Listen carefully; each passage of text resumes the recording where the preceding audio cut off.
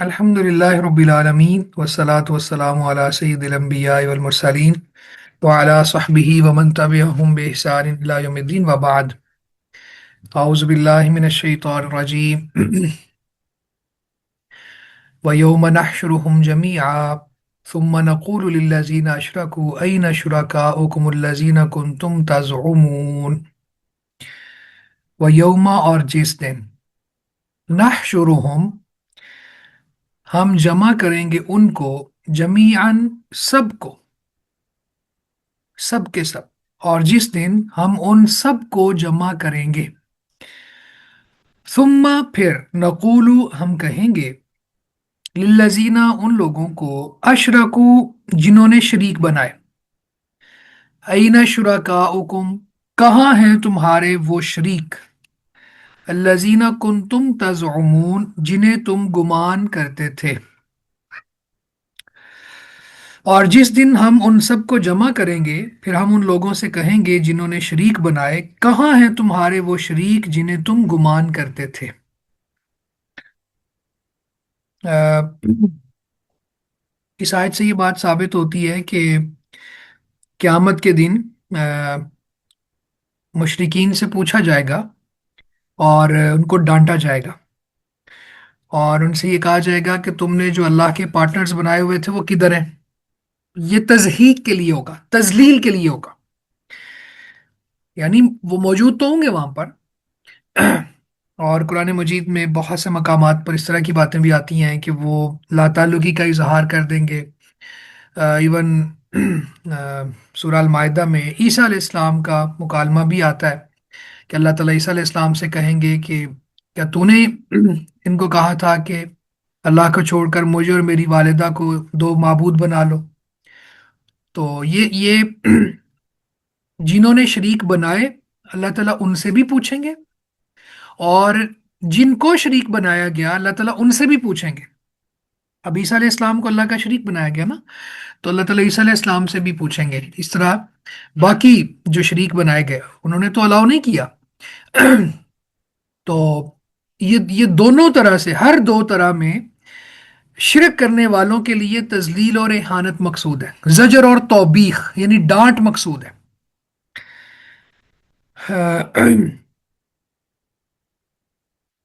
अब यहाँ पे अगली भी दो आयतें हम साथ मिला लेते हैं, फिर इंशाल्लाह इस इन तीन आयत से लेसन अखज़ करेंगे। सुम्मा लम तकुन फितनतुहुम, फिर उनका फरेब नहीं होगा, इल्ला, मगर, अन कालू, ये कि वो कहेंगे, वल्लाही, अल्लाह की कसम, रब्बिना, जो हमारा रब है, मा कुन्ना मुशरिकीन, हम शरीक बनाने वाले ना थे। फिर उनका फरेब इसके सिवा कुछ ना होगा कि कहेंगे, अल्लाह की कसम, जो हमारा रब है, हम शरीक बनाने वाले ना थे। उन्जुर, देखिए, कई फकज़बू अला अनफुसिहिम, कैसे अपने आप पर इन्होंने झूठ बोला। वज़ल्ल अन्हुम, और उनसे गुम हो गया, मा कानू यफ्तरून, जो वो झूठ गढ़ते थे, जो वो झूठ बनाया करते थे। इफ्तरा कहते हैं गढ़ना किसी चीज को, फेब्रिकेशन को कहते हैं झूठ बनाना। देख उन्होंने कैसे, यानी अल्लाह ताला अपने नबी से कह रहे हैं, देखिए कैसे उन्होंने अपने आप पर झूठ बोला और उनसे गुम हो गया जो वो झूठ बनाया करते थे। मैंने कहा इन तीन आयतों में बहुत से लेसन हैं हमारे हमारे लिए।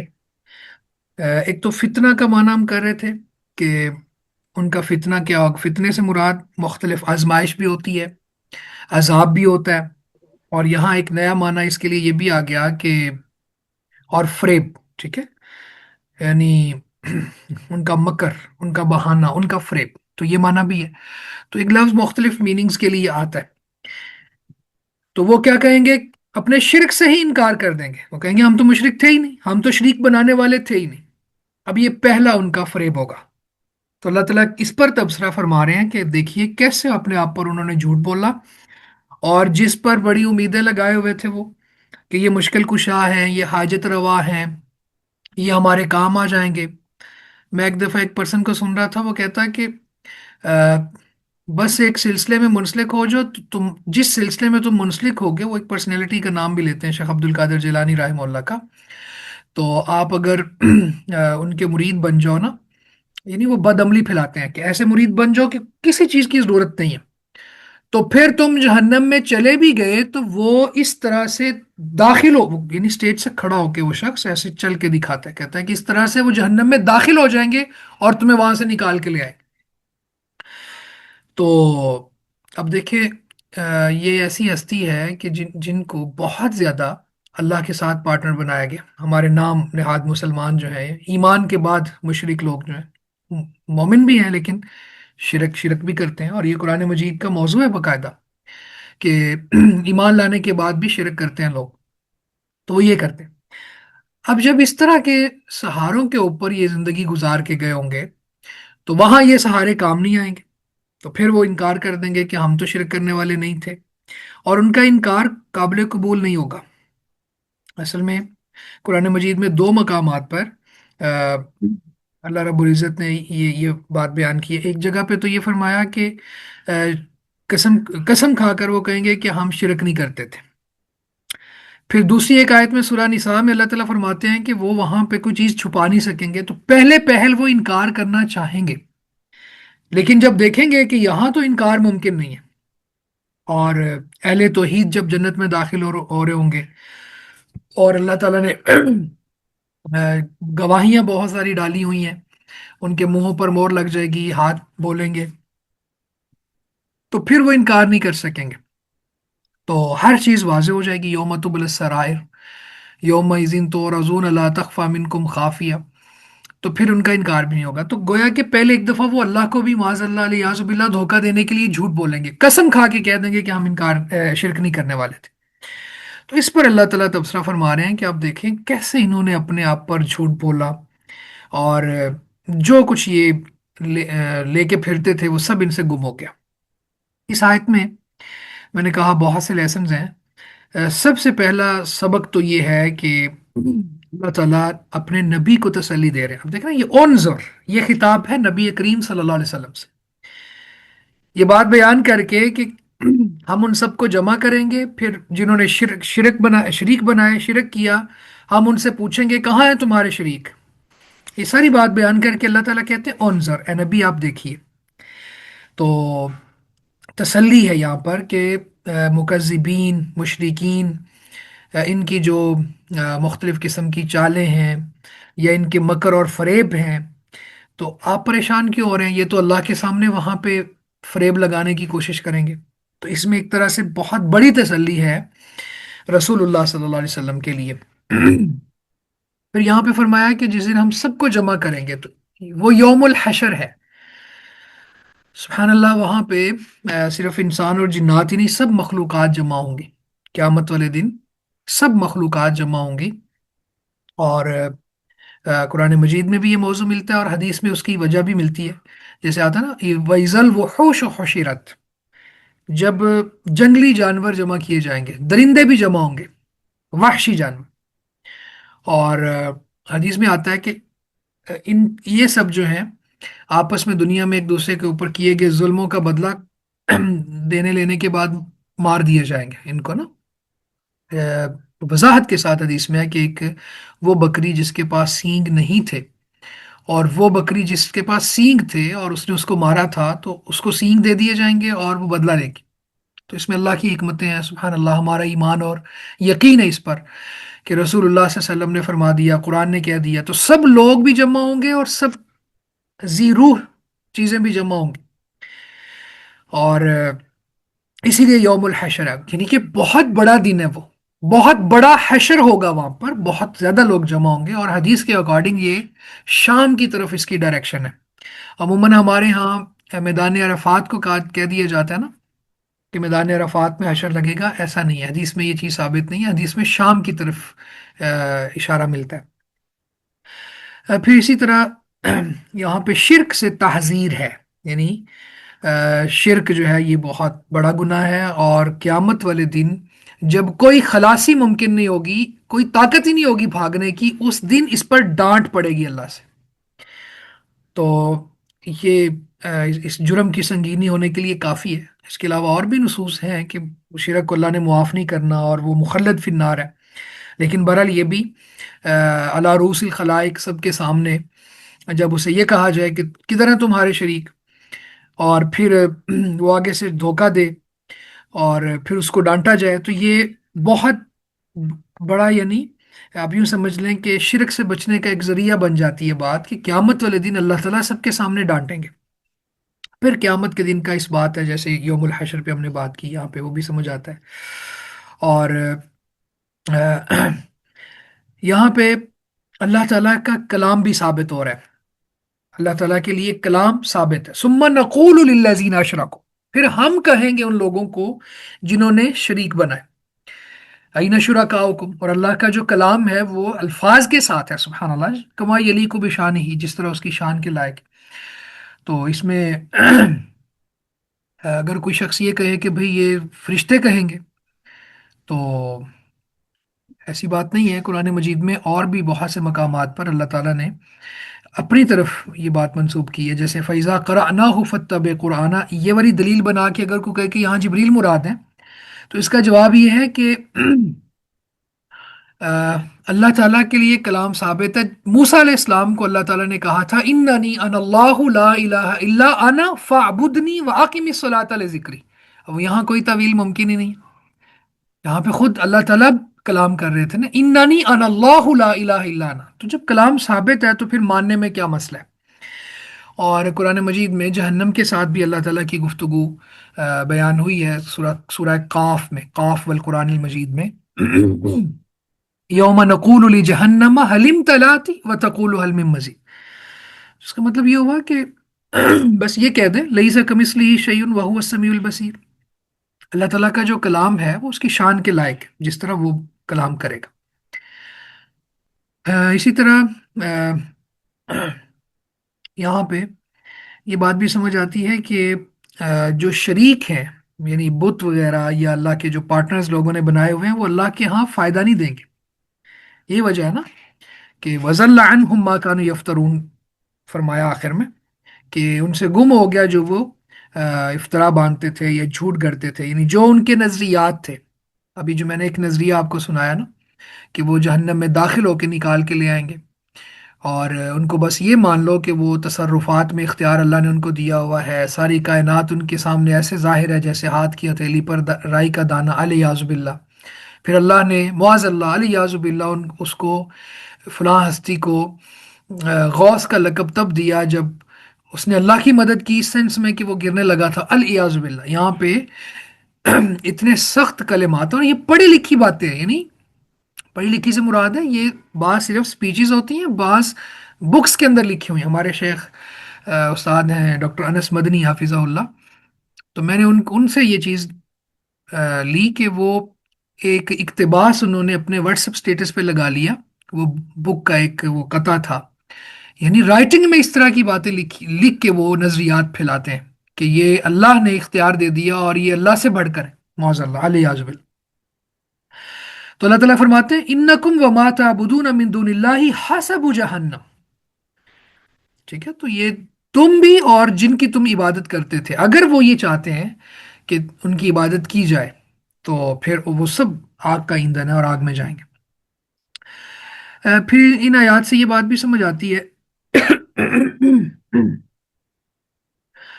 کہ کفار جو ہیں وہ ان پر کوئی اعتبار نہیں ہے، مشرکین پر کوئی اعتبار نہیں ہے، ان کی عقل بالکل مفقود ہے کہ دنیا میں انسانوں کو دھوکہ دیتے ہیں اور آخرت میں اللہ تعالیٰ کو دھوکہ دینے کی ایک سازش کریں گے اور ایک چال چلیں گے۔ ثم لم تکن فتنتہم کا یہی معنی ہے۔ اور پھر اسی طرح سبحان اللہ یہاں سے یہ بات سمجھ آتی ہے کہ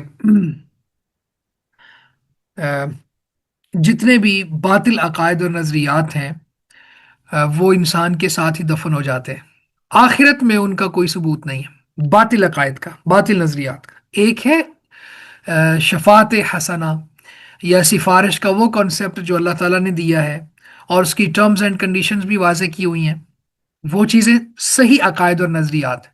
اور ایک ہے باطل عقیدہ کہ کسی ایک سلسلے میں منسلک ہو جو نماز کی ضرورت نہیں ہے، नमाज पढ़ने की जरूरत नहीं है, अल्लाह को नमाजों की क्या जरूरत है भाई, ये इस तरह के नजरियात। तो ये इंसान जब मरता है तो साथ ही दफन हो जाते हैं, और बल्कि इस पर वबाल बन जाता है, और उसकी आगे से फिर डांट भी मिलती है, और इस नजरिए का कोई फायदा भी नहीं होता। वमिनहुम मन यस्तमिउ इलैक वजअलना अला कुलूबिहिम अकिन्नतन अन यफक़हूहु व फी आज़ानिहिम वक़रा व इन यरौ कुल्ला आयतिन ला युमिनू बिहा हत्ता इज़ा जाऊक युजादिलूनक यक़ूलुल लज़ीना कफ़रू इन हाज़ा इल्ला असातीरुल अव्वलीन वमिनहुम मन यस्तमिउ इलैक। और उनमें से ऐसे हैं कुछ वो हैं जो आपकी तरफ कान लगाते हैं। वजालना अला कुलूबिहिम अकिन्नतन, और हमने इनके दिलों पर पर्दे डाल दिए हैं। अन यफक़हूहु, इससे कि वो इसे समझें। वफ़ी आज़ानिहिम वक़रा, और उनके कानों में बोझ रख दिया है। वइन यरौ कुल्ला आयतिन ला युमिनू बिहा, और अगर वो हर निशानी देख लें उस पर ईमान नहीं लाएंगे। हत्ता इज़ा जाऊका युजादिलूनका, यहाँ तक कि जब वो आपके पास झगड़ते हुए आते हैं। यक़ूलुल्लज़ीना कफ़रू, तो वो लोग जिन्होंने कुफ्र किया कहते हैं, इन हाज़ा इल्ला असातीरुल अव्वलीन, ये पहले लोगों की फर्जी कहानियों के सिवा कुछ नहीं है। और उनमें से कुछ वो हैं जो आपकी तरफ कान लगाते हैं, और हमने उनके दिलों पर पर्दे डाल दिए हैं इससे कि वो इसे समझें, और उनके कानों में बोझ रख दिया है, और अगर वो हर निशानी देख लें उस पर ईमान नहीं लाएंगे। यहाँ तक कि आपके पास झगड़ते हुए आते हैं तो वो लोग जिन्होंने कुफ्र किया कहते हैं, ये पहले लोगों की फर्जी कहानियों के सिवा कुछ नहीं।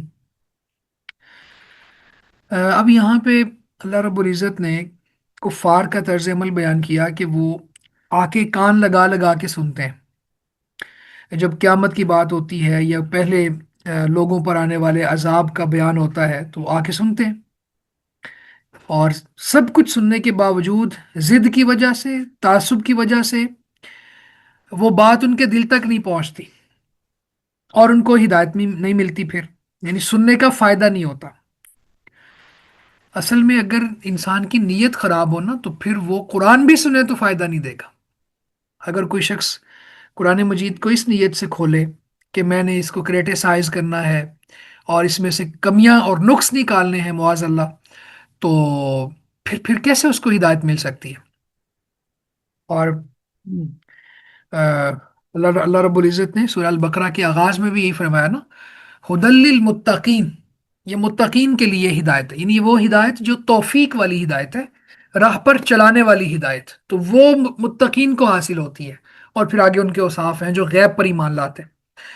तो जो बंदा सुनता ही इस नज़र से है, इस नुक्ता नज़र से है कि मैंने इसमें तनकीस करनी है या तनकीद करनी है, तो फिर उस पर बहुत मुश्किल है कि ये बात असर करे। और सुबहान अल्लाह, फिर अल्लाह ताला ऐसे लोग जो सिर्फ इस बुरी नीयत से सुनते हैं उनको सजा ये देते हैं कि उनके दिलों पर पर्दे डाल देते हैं।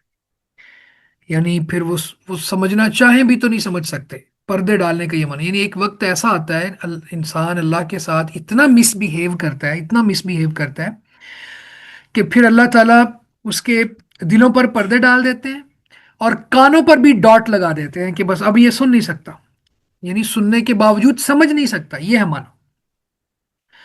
तो अल्लाह रब्बुल इज़्ज़त ने यहाँ पे ये बात इरशाद फरमाई कि आप परेशान ना हो, ये तो कुरान है, इसके अलावा भी अगर ये जितनी निशानियां मांग रहे हैं हर निशानी इनके पास आ जाए, सब किस्म के मोजज़ात इनके सामने जाहिर हो जाएं, तो ये फिर भी ईमान नहीं लाएंगे। क्यों? इसलिए कि इन्होंने ईमान लाने की ठानी नहीं, इन्होंने अल्लाह के साथ इतना बुरा रवैया रखा कि अल्लाह इनसे नाराज हो गया, और अल्लाह ने इनसे हिदायत की तौफीक छीन ली। अब ये बात है जो समझने वाली है कि जब इंसान जिद की वजह से, अनाद की वजह से, बुग़्ज़ और तासुब की वजह से इस कदर अल्लाह का बागी बन जाता है, तो फिर अल्लाह ताला भी उससे नाराज हो जाते हैं।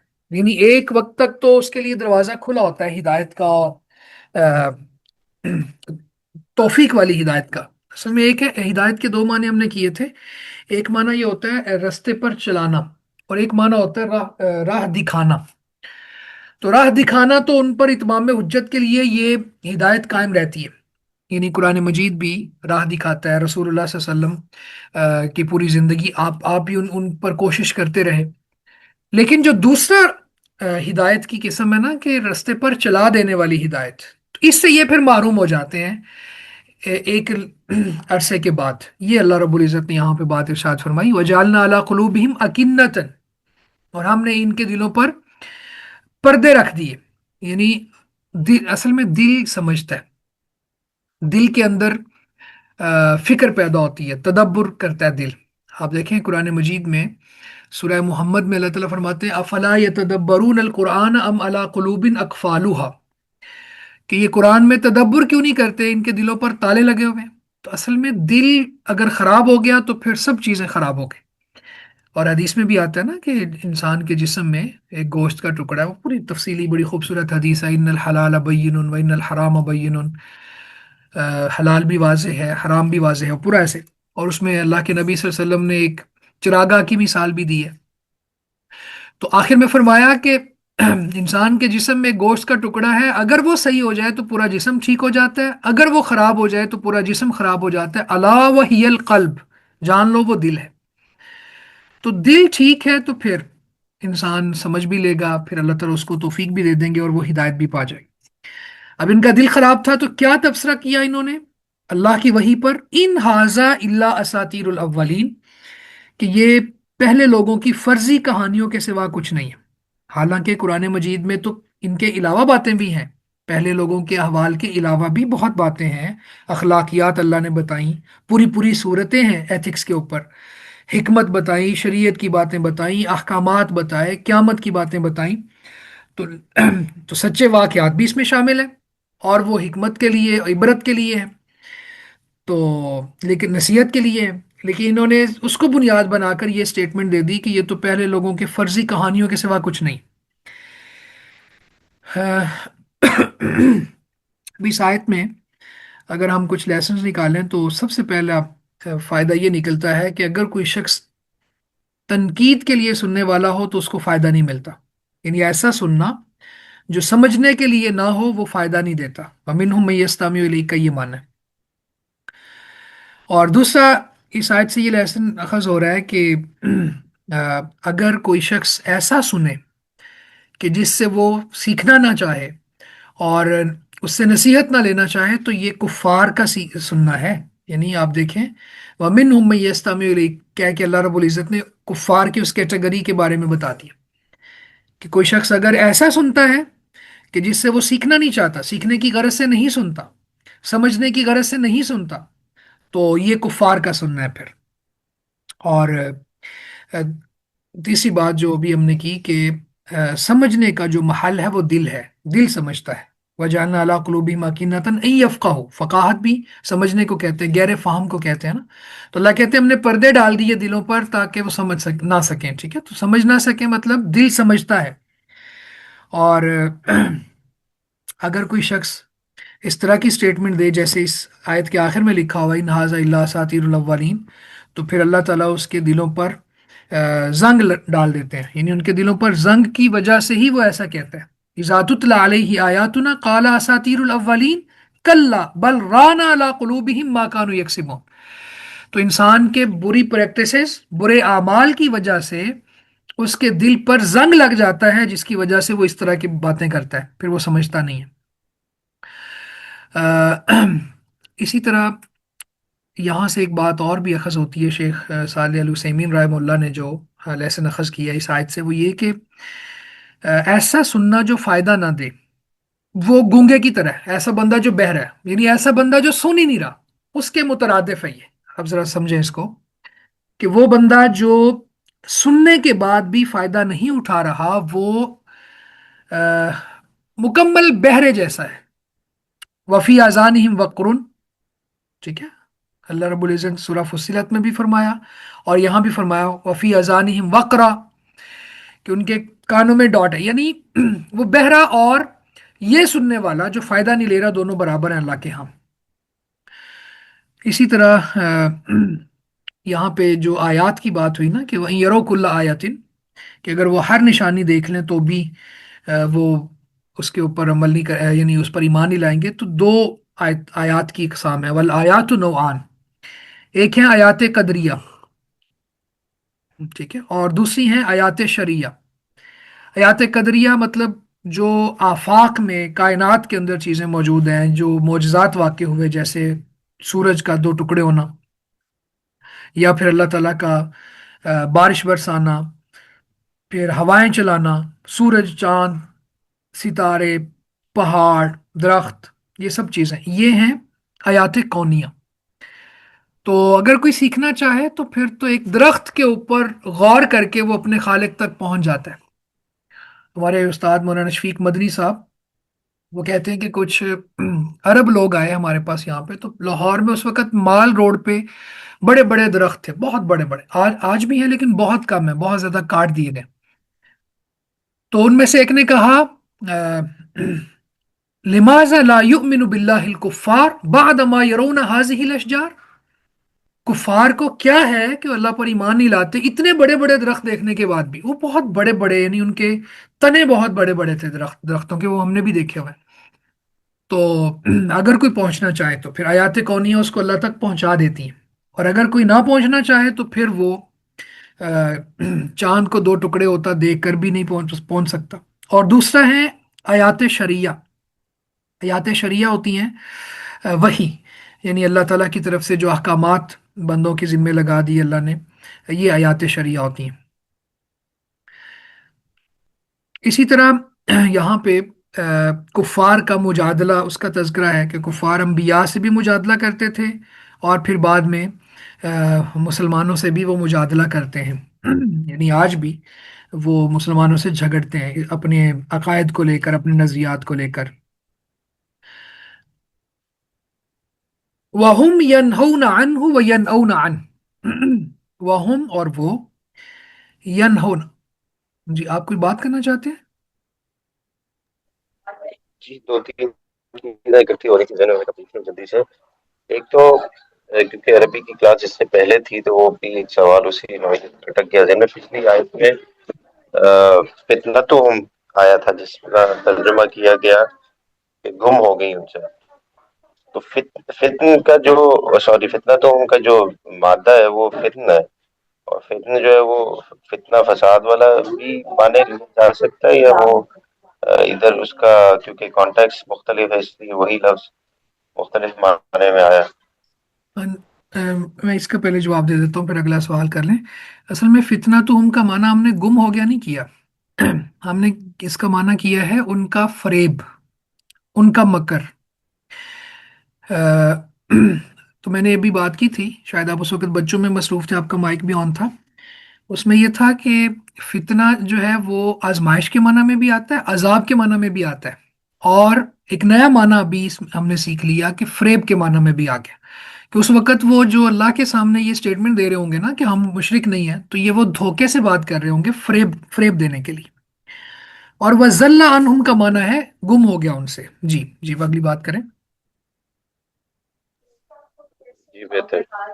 دوسرا اگلی آیت میں جو یستمیعون والی بات چل رہی ہے، تو اس میں وہ لوگ بھی آتے ہیں جس کا حدیث میں تذکرہ ہے کہ وہ سنتے تھے اور کلام الہی اور روتے بھی تھے، لیکن ان پہ اثر نہیں ہوتا تھا، یعنی وہ اس نیت سے نہیں سن رہے ہوتے تھے کہ ہم اس میں کوئی تجی نکالیں یا اس کو ریفیوٹ کریں۔ تاثیر اتنی شدید ہوتی تھی اس کی کہ وہ رو پڑتے تھے لیکن پھر ایمان نہیں لاتے تھے۔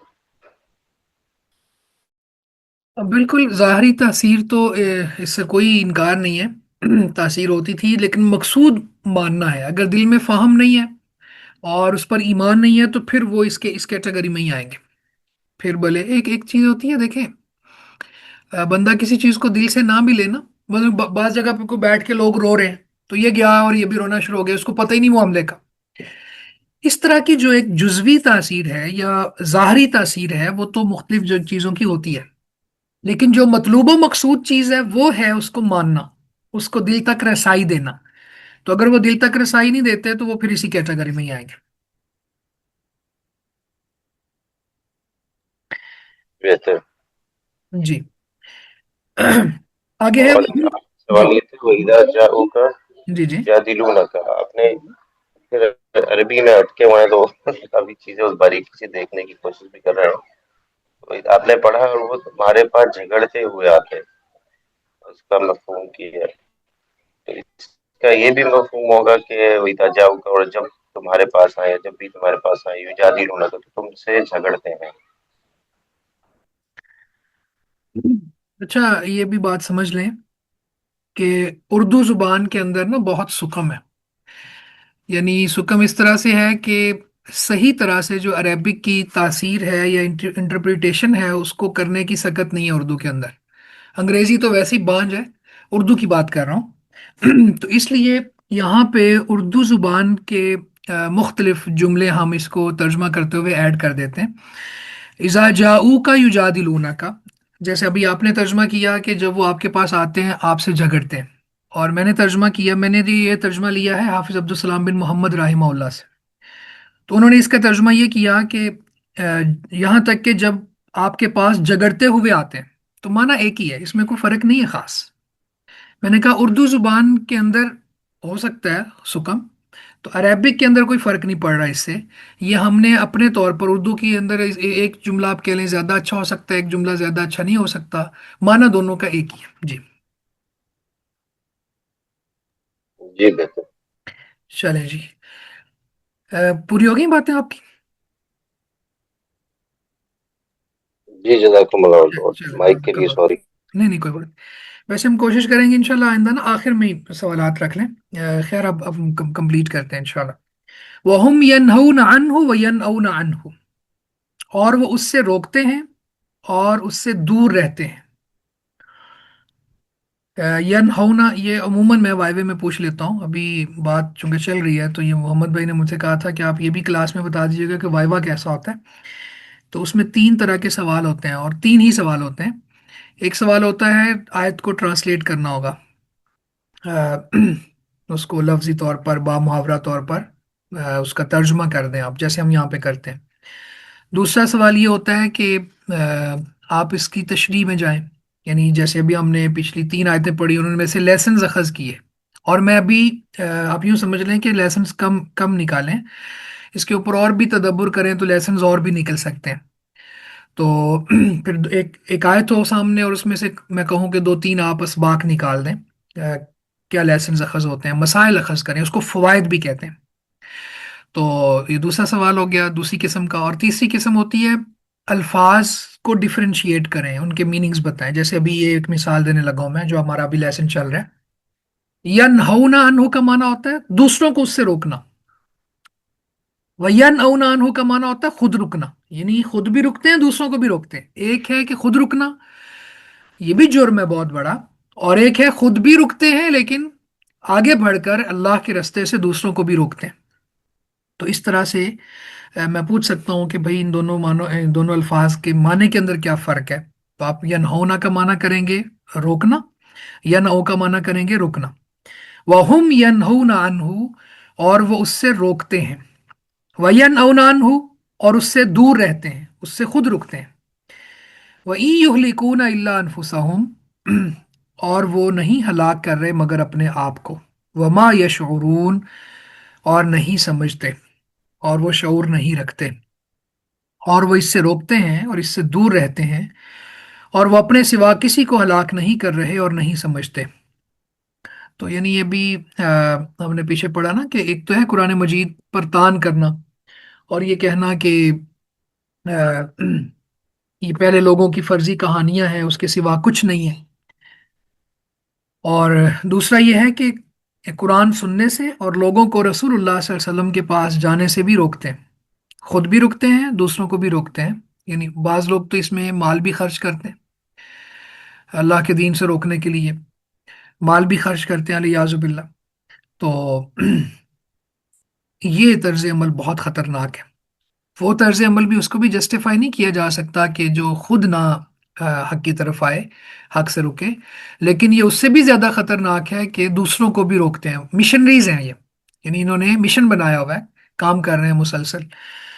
तो आजकल भी हमारे मुआशरे की अगर बात करें तो यहाँ अहलुत तौहीद की बात सुनने से लोग रोकते हैं। भाई آپ ان کی بات نہ سنو، قرآن و سنہ کی بات کرنے والوں کی بات نہ سنو، بلکہ قرآن مجید کو ترجمے کے ساتھ پڑھنے سے روکتے ہیں، قرآن مجید میں غوطہ زن ہونے سے روکتے ہیں، اس میں تدبر کرنے سے روکتے ہیں۔ کیوں؟ اس لیے کہ ان کے عقائد اور نظریات سب کا رد ہوتا ہے قرآن مجید سے۔ آ، بہت سے لوگ ایسے ہیں الحمدللہ ہدایت کی طرف آئے، صرف ان کو جب یہ کہا کہ بھائی آپ قرآن کو براہ راست پڑھ لو، کسی بھی اسکول آف تھاٹ کا ترجمہ پڑھ لو، بریکٹیں نہیں پڑھنی، حاشیے نہیں پڑھنے، قرآن مجید کی ٹرانسلیشن براہ راست پڑھ لو، اور اللہ کی کتاب کی یہ تاثیر ہے کہ وہ تمہیں سیدھے رستے تک پہنچا دے گی، اور یہ انسانوں کی کتاب ہے، یہ اہل ایمان کی کتاب، صرف اہل ایمان کی نہیں ہے، اہل ایمان کی بھی کتاب ہے۔ تو اس کو پڑھنے سے ہدایت ملتی ہے، باطل عقائد ختم ہوتے ہیں، غلط قسم کے نظریات کا رد ہوتا ہے۔ تو آج بھی لوگ روکتے ہیں، وہ کہتے ہیں قرآن مجید کا ترجمہ نہ پڑھو، اہل توحید کی بات نہ سنو، کیونکہ حق واضح واضح ہو جائے گا۔ تو اللہ تعالیٰ کہتے ہیں کہ ان کا یہ جو طرز عمل ہے نا، اس کا نقصان انہی کو ہو رہا ہے، یہ سمجھتے نہیں ہیں، ان کو شعور نہیں ہے کہ یہ حق سے روک کر، اللہ تعالیٰ کے رستے سے روک کر، خود بھی روک کر، یہ اپنا ہی نقصان کر رہے ہیں، اپنے آپ کو ہی ہلاکت میں ڈال رہے ہیں، کسی اور کا نقصان نہیں کر رہے، کیونکہ اللہ کا نقصان تو ہو نہیں سکتا نا اگر ساری دنیا کے لوگ بھی کافر ہو جائیں، ساری دنیا کے لوگ فاسق و فاجر ہو جائیں۔ تو حدیث میں اللہ کے رسول نے فرمایا صلی اللہ علیہ وسلم کہ اگر ساری دنیا کے لوگ ایسے بندے کے دل جیسے ان کے دل ہو جائیں کہ جو سب سے زیادہ فاسق اور فاجر اور نافرمان ہے، تو یہ بات اللہ تعالیٰ کی بادشاہی میں ذرہ برابر بھی کمی کا باعث نہیں ہے۔ اللہ محتاج نہیں ہے، اللہ تعالیٰ کی بادشاہی اس سے تھوڑی چل رہی ہے۔ وَلَوْ تَرَى إِذْ وُقِفُوا عَلَى النَّارِ وَلَوْ تَرَى إِذْ وُقِفُوا، اور کاش آپ دیکھیں، اِذْ وُقِفُوا جب وہ کھڑے کیے جائیں گے، عَلَى النَّارِ آگ پر، فقالو تو کہیں گے، یا لیتنا اے کاش، نورد ہم واپس بھیجے جائیں، ہم لوٹا دیے جائیں، ولا نکذب بآیات ربنا اور اپنے رب کی آیات کو نہ جٹلائیں، ونکون من المؤمنین اور ہم ایمان والوں میں سے ہو جائیں۔ اور کاش آپ دیکھیں جب وہ آگ پر کھڑے کیے جائیں گے تو کہیں گے اے کاش ہم واپس بھیجے جائیں اور اپنے رب کی آیات کو نہ جٹلائیں اور ایمان والوں میں سے ہو جائیں۔ ابھی اس آیت میں اللہ رب العزت نے اپنے نبی کو تسلی دی اور اس منظر کے بارے میں بتلایا کہ جب یہ لوگ جو حق سے خود بھی رکتے ہیں، دوسروں کو بھی روکتے ہیں، قرآن مجید کو پہلے لوگوں کے فرضی کہانیاں اور افسانے قرار دیتے ہیں، آپ کے پاس جھگڑتے ہوئے آتے ہیں، تو جب یہ آگ پر کھڑے کیے جائیں گے، ہاں اللہ اکبر، ایک ہے آگ میں داخل ہونا، اور ایک ہے کہ آگ میں داخل ہونے سے پہلے ہی آگ کو دیکھنا اور پتہ ہو کہ میرا یہ منظر ہے، میری یہ منزل ہے، اور میرا یہ انجام ہے، اور میری یہ سزا اور جزا ہے۔ تو یہ اس سے پہلے ہی ذہنی طور پر ایک اذیت ہوتی ہے، اور پھر وہاں پہ ان سے مکالمہ ہونا، ان سے پوچھا جانا، جیسے آتا ہے نا سورہ الملک میں کہ جب بھی کوئی گروہ وہاں پہ جائے گا تو اس جہنم کے جو ذمہ دار فرشتے ہیں وہ ان سے پوچھیں گے کہ تمہارے پاس ڈرانے والے نہیں آئے تھے؟ تو وہ کہیں گے بالکل آئے تھے، لیکن ہم نے ان کو جٹلا دیا۔ تو اسی طرح سورہ الزمر میں بھی اللہ تعالیٰ نے اسی موضوع کو بیان کیا ہے کہ اس وقت بھی جب فرشتے ان سے پوچھیں گے کہ تمہارے پاس ڈرانے والے نہیں آئے تھے، تمہارے پاس اللہ نے حجتیں پوری نہیں کی تھی۔ تو یہ وہ منظر ہے کہ جب وہ آگ پر کھڑے کیے جائیں گے، اب ان کو پتہ ہوگا کہ ہم نے آگ میں داخل ہونا ہے، تو پھر کہیں گے کہ کاش ہمیں واپس لوٹا دیا جائے، یعنی اب ایسی خواہش کریں گے کہ جس جس خواہش پر عمل نہیں ہو سکتا، جو اللہ کے ضابطے اور قانون کے خلاف ہے، اس خواہش پر عمل، تو خواہش کریں گے کہ ہمیں لوٹا دیا جائے، ہم اپنے رب کی آیات کو نہ جٹلائیں اور ایمان لے آئیں۔ یعنی دوبارہ ہمیں اگر موقع ملے تو جس تکذیب کی بنا پر، جس استہزاء کی بنا پر، یا جس اللہ کے رستے سے روکنے کی بنا پر آج ہم عذاب میں جانے لگے ہیں، تو اس سے ہم باز رہیں گے، اللہ کی توحید پر یقین رکھیں گے، رسول اللہ کی نبوت کو بھی مان لیں گے، اور باقی بھی جو ہمارے ذمے کام ہیں وہ کریں گے۔ تو یہ ان کی خواہش ہوگی وہاں پر۔ تو گویا دنیا کے کفار کو اللہ رب العزت یہ بات بیان کر کے سمجھا رہے ہیں کہ اس منظر سے پہلے پہلے تم باز آ جاؤ، اللہ رب العزت کی بات مان لو، رسولوں کی پیروی کر لو، اور اس امت کے جو اہل کتاب ہیں، امت دعویٰ کے اہل کتاب یہود و نصارہ، ہاں، وہ بھی جان لیں اس بات کو کہ اگر انہوں نے آخری نبی کی نبوت کو نہ مانا تو ان کا حال بھی یہی ہوگا۔ تو یہ سب کے لیے ہے، اور یہ اس میں شدید ندامت ہے کافروں کی طرف سے، اور یہ وہ ندامت ہے کہ جو اگر دنیا میں ہوتی تو کوئی فائدہ دیتی، لیکن اب اس وقت یہ نادم ہو رہے ہیں کہ جب عذاب کو سامنے دیکھ رہے ہیں اور مہلت ختم ہو چکی ہے۔ تو خیر، اس سے اس آیت سے یہ بات بھی سمجھ آتی ہے کہ آگ اس کا اس بات ہے، یعنی آگ ثابت ہے، اللہ رب العزت نے یہ کفار کے لیے تیار کی، عدت للکافرین، یعنی جنت اللہ نے اہل ایمان کے لیے بنائی ہے اور جہنم اللہ نے کفار کے لیے بنائی ہے۔ تو اہل ایمان عارضی طور پر جہنم میں سزا بھگتنے کے لیے جا سکتے ہیں، یہ قرآن و سنہ کی نصوص کا خلاصہ ہے کہ وہ سزا بھگت کے پھر وہاں سے آ سکتے ہیں۔ یعنی اگر انہوں نے شرک نہیں کیا تو پھر وہ ظاہر ہے مخلد فی النار نہیں ہے، تو سزا بھگتیں گے اور باہر آ جائیں گے۔ اور پھر اسی طرح یہاں پہ ان کا اقرار کہ انہوں نے خود کہہ دیا کہ ہم مومن نہیں تھے، ہم رسولوں پر ایمان نہیں لاتے تھے، یعنی جب ایمان کی تمنا کر رہے ہیں نا تو اس کا مطلب کیا ہوا کہ وہ ایمان والے نہیں تھے۔ تو اب یہاں پہ وہی بات پھر دوبارہ ریپیٹ ہو جائے گی کہ جب تک انسان کو اللہ نے مہلت دی ہوئی ہے نا، جب وہ عذاب کو اپنی آنکھوں کے سامنے دیکھ نہیں لیتا، یا موت کی آخری ہچکی آ نہیں جاتی، یا پھر وہ دنیا کے اندر ہی ہے، آخرت میں نہیں پہنچ گیا، تو یہ وہ مہلتیں ہیں جو اللہ نے انسان کو دی ہوئی ہیں۔ تو یہ کوئی شرک کرنے والا بھی اگر توبہ کرے گا تو اللہ تعالیٰ اس کا شرک ختم، اس کا گناہ معاف کر دے گا۔ بلکہ ایک حدیث ہم نے پڑھی، اور اس کی سمجھ نہیں آ رہی تھی تو تشریحات کو دیکھا تو پھر سمجھ آئی کہ قیامت والے دن اللہ کے سامنے ایک بندہ پیش کیا جائے گا، اس کے 99 رجسٹر ہوں گے جو گناہوں سے بھرے ہوئے ہوں گے، اور ہر رجسٹر تا حد نگاہ پھیلا ہوا ہوگا، بہت بڑے بڑے رجسٹر ہیں، بہت بڑے بڑے گناہ ہیں۔ تو اللہ تعالیٰ اسے کہے گا کہ کیا میرے جو لکھنے والے فرشتے ہیں انہوں نے تجھ پر ظلم کیا ہے؟ وہ کہے گا نہیں، یہ میں نے کیا ہے سب کچھ۔ پھر اللہ تعالیٰ اسے کہیں گے کہ تیرے پاس کوئی نیکی ہے؟ وہ کہے گا نہیں۔ اللہ کہیں گے تیری ایک نیکی ہمارے پاس ہے۔ تو ایک بطاقہ لایا جائے گا، اس کے اوپر اشہد ان لا الہ الا اللہ و اشہد ان محمد رسول اللہ لکھا ہوگا۔ تو وہ حیران ہوگا کہ اتنے بڑے بڑے رجسٹرز کے سامنے یہ ایک کارڈ کی کیا حیثیت ہے؟ تو اللہ تعالیٰ کہیں گے کہ تجھ پر ظلم نہیں ہوگا۔ تو پھر وہ ایک پلڑے میں وہ اس کے 99 رجسٹر ڈالے جائیں گے، اور ایک پلڑے میں یہ ڈالا جائے گا۔ تو اللہ کے نبی صلی اللہ علیہ وسلم نے فرمایا کہ یہ بھاری ہو جائے گا، اور اللہ کے نام سے بڑھ کر کیا چیز وزنی ہو سکتی ہے؟ تو اب یہ وہ بندہ تھا کہ جو ساری زندگی کفر پر گزری، خرافات، بدعات، شرک، اللہ کی بغاوت، رسولوں کی مخالفت، اللہ کے معجزات کا انکار، یہ سب گناہ ہی گناہ تھے، لیکن مرنے سے پہلے اللہ رب العزت نے اس کو توحید کی چاشنی دے دی اور اس کی لذت سے آشنا کر دیا، اور یہ کلمہ توحید پر فوت ہو گیا، اور اس کے بعد اس کو عمل کرنے کا موقع نہیں ملا۔ تو ایسا بندہ جو ہے پھر یہ اہل ایمان میں ہے، اور پھر یہ جو کلمہ توحید ہے نا، اس نے حدیث میں، دوسری حدیث میں بھی آتا ہے نا کہ اسلام پہلے سارے گناہوں کو ختم کر دیتا ہے، ہجرت پہلے سارے گناہوں کا کفارہ بن جاتی ہے۔ تو یہ ایسا شخص ہوگا۔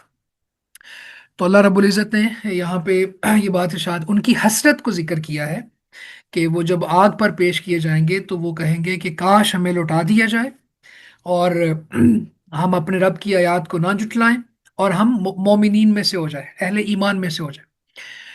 اچھا، یہ تو کفار ہے نا، کفار کے علاوہ باقی لوگ، ہر بندہ اللہ کے سامنے پیش کیا جائے گا اور آگ بھی پاس ہوگی۔ ایک تو وہ حدیث ہے نا کہ آگ کو محشر کے میدان میں لایا جائے گا اور 70,000 لگامیں ہوں گی، اور ہر لگام کے ساتھ 70,000 فرشتہ ہوگا 4 अरब 90 करोड़ फरिश्ते उसको खींच के ला रहे होंगे, ये जो रूह ना, उसको खींच के ला रहे होंगे।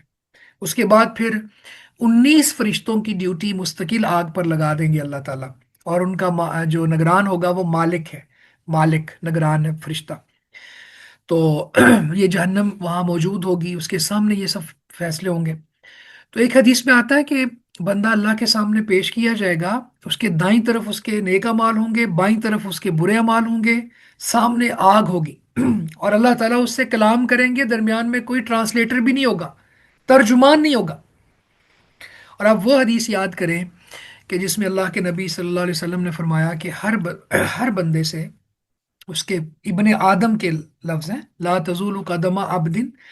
और एक बनी आदम के लफ्ज भी आते हैं कि आदम की औलाद में से किसी के कदम हिलने नहीं पाएंगे जब तक वो 5 सवालों के जवाब ना देते। अन उमरी ही फीमा अफना, वन शबाबी ही फीमा अबला, उम्र के बारे में, जवानी के बारे में, वन माल ही मिन अइन इक्तसबहु वफीमा अनफकहु, माल के बारे में, कहाँ से कमाया, कहाँ खर्च किया। और इल्म के बारे में कि उस पर कितना अमल किया। तो ये कुफार के लिए अलग से एहानत और तजलील होगी।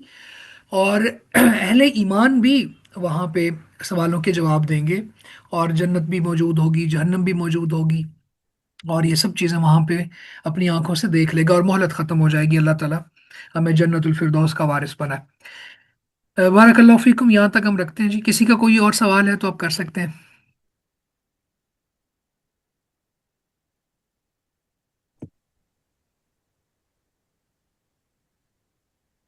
तो सर यहाँ हदीस आपने पे मुकम्मल कर ली?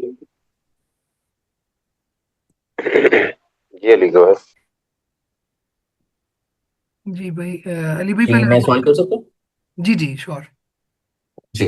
अच्छा सर ये वैसे तो डायरेक्टली रेलेवेंट नहीं है, बट आपने एक एग्जांपल दी थी जो वो शिरक के पर्सपेक्टिव से है, शेख अब्दुल कादिर जलानी, हज़रत शेख अब्दुल कादिर जलानी की।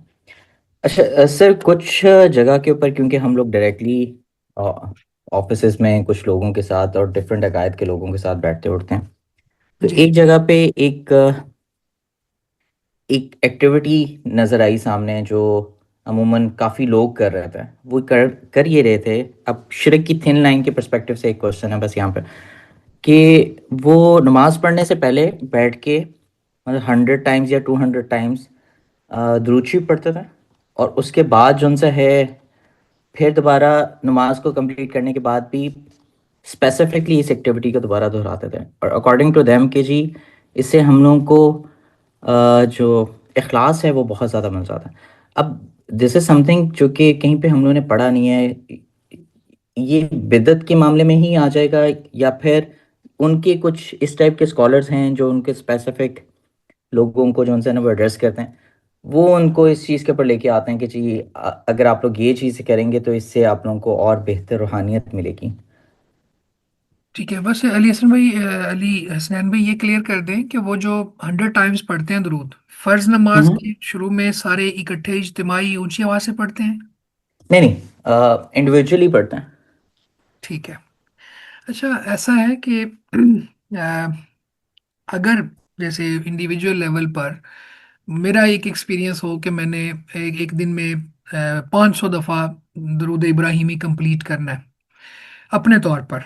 और इसको मैं ये ना समझूं कि अगर मैं इतना दफ़ा कर लूंगा तो ये होगा। हाँ, जो चीज़ें मेंशन है, मसलन एक दफ़ा दरूद पढ़ने से अल्लाह ताला 10 रहमतें नाजिल करता है, ये मेरे जहन में हो तो मैं अगर कर लेता हूँ तो कोई हर्ज की बात नहीं। इसमें एक शर्त है कि मैं फिर इस अपनी ज़ाती तजर्बे को या अपनी ज़ाती प्रैक्टिस को मैं मंसूब ना करूँ शरीयत की तरफ कि शरीयत में ऐसा है, क्योंकि वहाँ मेंशन नहीं है ना। तो फिर तो कोई हर्ज नहीं है। लेकिन अगर मैं उसको नमाज का हिस्सा बना दूं या फिर इज्तिमाई जिक्र करूं और इसको फिर शरीयत समझूं तो ये फिर बिदा में होगा। और शिर्क फिर भी नहीं है, ये बिदत में फिर जाएगा। और बिदत भी बहुत बुरी चीज़ है। असल में बाज़ लोग ये कहते हैं जी हमारी नीयत ठीक है। किसी भी अमल के दुरुस्त होने के लिए दो दो शर्तें होती हैं। अमल साले तब बनता है, हमने बात की थी यहाँ पे क्लास में भी, कि जब उसकी नीयत ठीक हो और दूसरा वो अमल अकॉर्डिंग टू सुन्ना हो। अच्छा, बाज अमाल में अल्लाह ने इंसान को आज़ाद छोड़ा हुआ है। मसला अज़कार हैं, दुआएं हैं, दुरूद है, वो जितना मर्जी पढ़ लेता है। اب اس کو یہاں فکس کر دے گا نا کہ یہ نماز کا حصہ ہے، اس کے بغیر نماز کمپلیٹ نہیں ہوتی، تو پھر وہ مسئلہ ہوگا۔ لیکن اگر اپنے طور پر وہ روحانی کیفیت بڑھانے کے لیے یا پھر اللہ تعالیٰ کی رحمتیں سمیٹنے کے لیے وہ ایسا کر لیتا ہے۔ میں آپ کو بتاؤں، میں نے اپنے طور پر یہ سوچا ہوا ہے کہ روزانہ 100 دفعہ کم از کم درود پڑھنا ہے، اور اگر کوئی دوسرا مختصر درود پڑھ لیں تو بھی چل جائے گا، لیکن جمعے والے دن کوشش کرنی ہے درود ابراہیمی پڑھ لیں۔ تو اپنی آسانی کے لیے کوئی شخص اس طرح سے کر سکتا ہے اگر اس کو منسوب نہ کرے۔ آپ دیکھیں نا، رسول اللہ صلی اللہ علیہ وسلم کا فرمان ہے کہ جمعے کی رات اور جمعے کا دن مجھ پر کثرت سے درود پڑھو۔ تو ایک بندہ اپنے اوپر خود سے کہہ لیتا ہے کہ میں نے بھائی اتنی کاؤنٹنگ پوری کرنی ہے انشاءاللہ، تو اس کا کوئی حرج نہیں ہے جی۔ اچھا سر، یہاں پہ کوشچن یہ ہے کہ جب یہ مطلب یہ ایکٹ ہو رہا تھا، میں بھی اس سے ذرا تھوڑا سا مجھے ہوا کہ نہیں، یہ بہت اچھی چیز ہے، اس کو کرنا چاہیے، بٹ ایسے لگا کہ وہ اسپیسیفکلی ہر نماز کو اس کو فکس کر دیتے ہاں ہیں یہ غلط ہے نا، یہ غلط ہے۔ اور ہیڈ ڈاؤن کر کے ایک جیسا آئسولیشن والی چیز کے لے کے آ کے پھر اس کو پڑھنا اور پھر بعد میں اینڈ پہ پڑھنا. ہاں بالکل تو بالکل، آئی اسٹارٹیڈ دس میں ایز سمجھ ویل، گیا، بٹ ایک دم لگا کہ یہ سم تھنگ ڈفرنٹ. میں سمجھ گیا ہوں۔ دیکھیں نا، ایک ہے کہ آپ نے ایک سو دفعہ درود پڑھ لیا اور کسی کو پتہ بھی نہیں چلا، اور اس کے لیے باقاعدہ یہ ایک حیت اور کیفیت بنا لینا، دو تین چیزیں آ گئی یہاں پر۔ ایک ہے کہ نماز کے ساتھ فکس کر دینا، دوسرا یہ ہیڈ ڈاؤن کرنا، دوسرا لوگوں کے سامنے ایک الگ بیٹھ کے تو ایک ماحول کریٹ کر لینا، یہ اس طرح کی چیزیں یہ صوفیاء کرتے ہیں، اور اس کو کسی طرح سے بھی جسٹیفائی نہیں کیا جا سکتا ان چیزوں کو۔ آپ ویسے پڑھیں، چلتے پھرتے پڑھیں، اور پھر آپ اپنے طور پر بیٹھ کے پڑھیں، یہ طریقہ ٹھیک نہیں ہے۔ اور آپ دیکھیں نماز کے بعد جو دعا ہے نا، اس پہ ہم انشاءاللہ بات کریں گے، ابھی ٹائم زیادہ اور آگے نماز کا ٹائم آ رہا ہے۔ نماز کے بعد جو دعا ہے، اس کو کبھی کبھار الاؤ اس لیے کر دیا جاتا ہے کہ جب اس کو فکس کر دیتے ہیں نماز کا حصہ سمجھ کر، اور بعض لوگوں کا یہ نظریہ ہوتا ہے کہ نماز اس دعا کے بغیر ممکن ہی نہیں ہے، تو پھر اس کو بدعت کی کیٹیگری میں فال کیا جاتا ہے۔ تو وہ بھی جو آپ بتا رہے ہیں اگر اس سینس میں ہے تو پھر بالکل وہ بدعت میں ہی آئے گا۔ بالکل ٹھیک ہے، جزاک اللہ خیر.